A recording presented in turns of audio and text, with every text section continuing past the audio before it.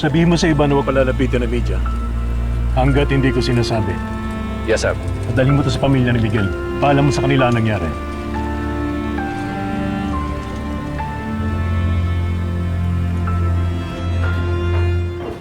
Nak, Nay, saan kaya yung tatay mo?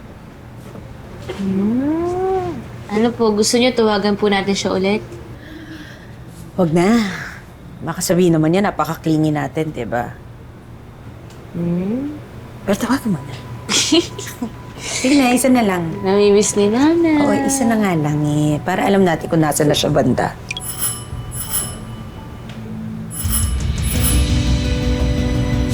Sino yun? Okay, sige. Thank you. Thank you. Ano yan? Si Argel yun, yung correspondent natin. May bulungan daw na out na si Ninong sa Timog. At humina daw siya pagkatapos ng gulo sa party niya. Sigurado akong may nakaabang na para palitan yan.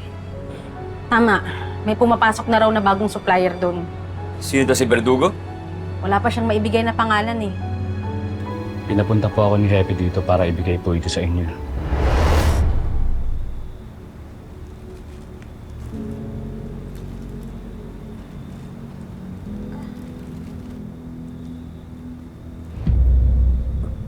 Badge na Miguel to ah. Bakit nasa inyo? Bakit po sunog? Natagpuan namin ang sasakyan ni Major. Nasusunog ito sa gilid ng Pacific Lateral Road. Bumangga po siya sa mga barriers kaya sumabog po ang kotse.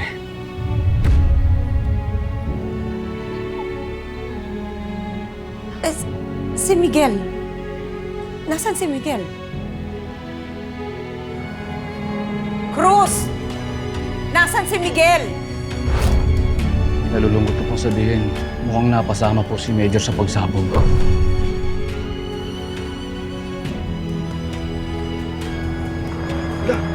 Ano to? Bakit? Ano yan? Pinadala ng contact natin. May sumabog daw na sasakyan sa highway ng Bulagos. Mukhang pulis daw yung biktima. Di?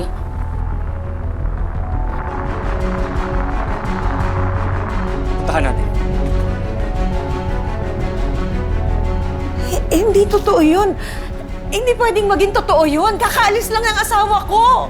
Oo nga po, kakaalis lang po ni tatay. Hindi pwede. Walang masamang nangyari sa asawa ko. Hindi pwedeng mangyari yun eh.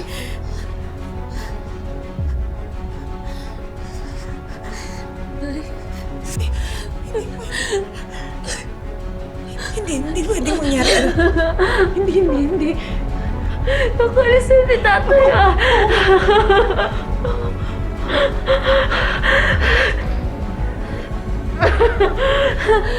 Sir, gusto ko po makita si tatay. Nasaan po si tatay? Gusto ko po siya mapuntahan. Please, nagmamakaawa po ako. Dali niyo po kami kay tatay, please.